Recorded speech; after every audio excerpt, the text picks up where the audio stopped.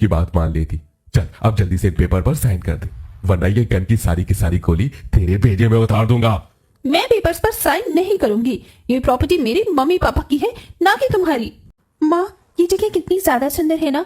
मैंने तो सोचा था मैं इस बार अपनी विंटर वेकेशन में कहीं पर भी नहीं जा पाऊंगी। हाँ बेटा, ये पहाड़ी इलाका मुझे भी बहुत सुंदर लगा।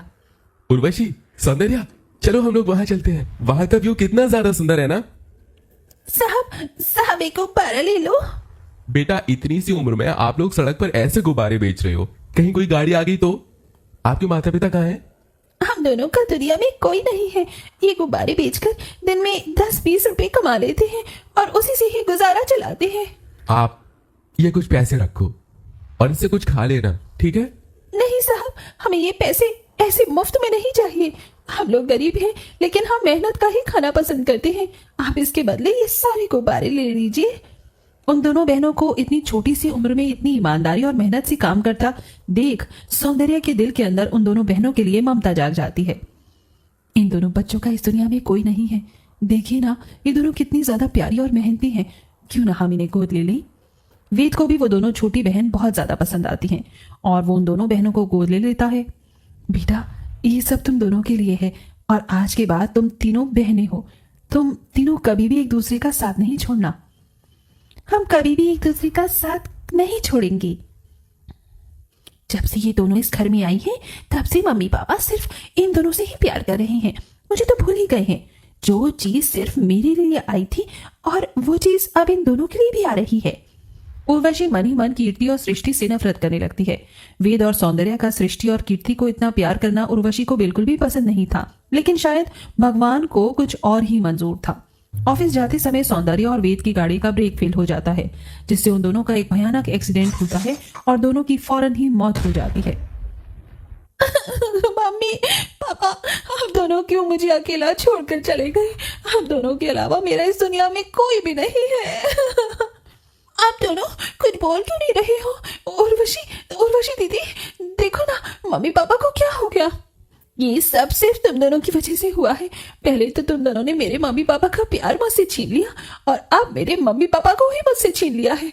मैं तुम दोनों को कभी माफ नहीं करूंगी। उर्वशी अपने माता पिता की मृत्यु का कारण सृष्टि और कीर्ति को मानने लगती है और उनसे बहुत ज्यादा नफरत करने लगती है। कीर्ति, खाना खा ले, तूने कल से कुछ भी नहीं खाया है। नहीं दीदी, मेरा कुछ खाने का मन नहीं कर रहा है। मेरी बहन थोड़ा सा खा ले, वरना मैं भी नहीं खाऊंगी। अपनी बहन के कहने पर कीर्ति जैसे ही निवाला उठाकर खाने लगती है, वहां उर्वशी आ जाती है और खाने की प्लेट छीनकर जमीन पर फेंक देती है। पहले तो मेरी मम्मी डैडी को खा गई और अब यहाँ आराम से खाना खा रही हो। घर में इतने सारे काम पड़े हैं, कौन करेगा? जाकर जल्दी से घर के सारे काम करो, वरना तुम दोनों को मैं घर से ही निकाल दूंगी, समझी? फिर इस कपकपाती ठंड में सड़क पर भटकते रहना। कीर्ति, सृष्टि उर्वशी को अपनी सगी बहन मानते थे, इसीलिए वो उसकी सारी बात मानते थे। कीर्ति, सृष्टि ऐसी ठंड के मौसम में भी छोटी सी उम्र में ठंडे पानी में घर के सारे काम काज करती हैं। ठंडे पानी में काम करने की वजह से उन दोनों के हाथों में छाले पड़ जाते हैं, लेकिन उर्वशी ये सब नजरअंदाज करती है। मैंने इनसे अपना होमवर्क करने को कहा था, लेकिन ये दोनों तो सो रही हैं, वो भी हीटर चलाकर। उर्वशी एक बड़े से बर्तन में ठंडा पानी डालकर उसके अंदर बहुत सारी बर्फ के टुकड़े डाल देती है और उसे लाकर सो रही सृष्टि और कीर्ति के ऊपर डाल देती है। ठंडे पानी की वजह से दोनों बहनें घबराकर और ठंड से कांपती हुई उठती हैं। दीदी, आपने इतनी ठंड में हम पर ये बर्फीला पानी क्यों डाल दिया है? मेरा बस चलता तो मैं तुम दोनों पर बिल्कुल खौलता हुआ पानी डालती, लेकिन वो क्या है ना, गर्मी का मौसम नहीं है, ठंड का मौसम है, इसलिए मैंने तुम पर ये ठंडा ठंडा पानी डाला। अब तो तुम दोनों की आंख खुल गई होगी ना, तो चलो जाकर मेरा होमवर्क करो और मेरे लिए गर्मा गर्म कॉफी बना कर लाओ। दीदी, मेरी तबीयत खराब है, मैं आपका होमवर्क बाद में कर दूंगी, मुझे थोड़ी देर आराम करने दीजिए। तुझे आराम करना है? अगर तू आराम करेगी तो घर के सारे काम कौन करेगा? मेरे माँ बाप को खाकर तुम दोनों बहनों को चैन नहीं मिला क्या, जो अब तुम्हें आराम भी करना है? जितना बोला जाए उतना ही करो, समझी? उर्वशी का ऐसा बर्ताव कीर्ति और सृष्टि के पास सहने के अलावा और कोई चारा ही नहीं था। दोनों ही हमेशा अपनी सौतेली बड़ी बहन के सारे अत्याचार सहती और कभी कोई शिकायत नहीं करती। उर्वशी दिन रात उन दोनों से ठंड के मौसम में ठंडे पानी से काम करवाती और कभी उन्हें गर्म चिमटे से जलाती तो कभी कभी उन्हें पहनने के लिए गर्म कपड़े तक नहीं देती। लेकिन दोनों ही सौंदर्य की बातों को याद करते हुए सब कुछ सहती हैं। समय बीतता है और आज ये तीनों बहनें बड़ी हो जाती हैं। कितनी बार कहा है तुमसे कि मेरी परमिशन के बिना तुम लोग गर्म कपड़े नहीं पहनोगी, लेकिन तुम दोनों इतनी मोटी मोटी जैकेट पहनकर आराम कर रही हो। मैंने कहा उतारो ये जैकेट।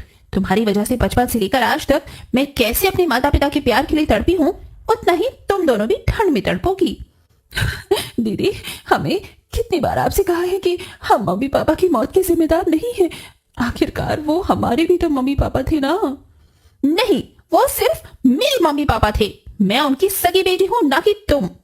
उर्वशी अपनी दोनों सौतेली बहनों पर चिल्ला ही रही होती है कि तभी वहां उर्वशी के मामा मामी ओम प्रकाश और जूही आते हैं।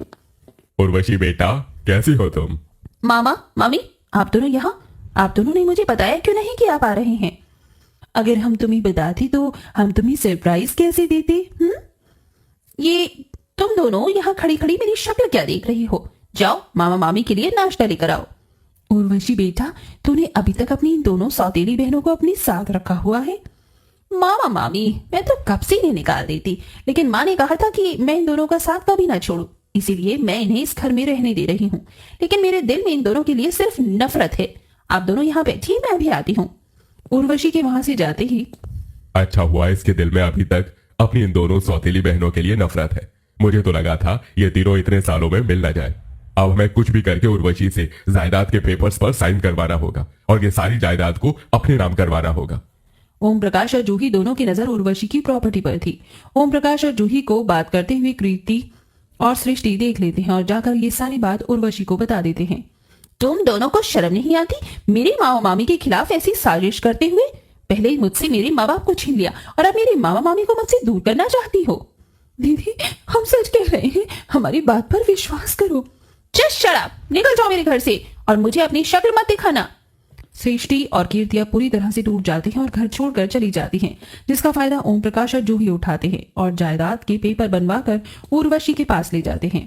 ये किस किस चीज के पेपर हैं? उर्वशी बेटा, ये पेपर तेरे माता पिता ने बनवाकर मेरे पास संभाल कर रखे थे। इन पेपर पर साइन करने के बाद तू अपने बिजनेस को पूरी तरीके से टेक ओवर कर सकती है। लेकिन मम्मी पापा ने तो मुझे कभी इसके बारे में कुछ नहीं बताया।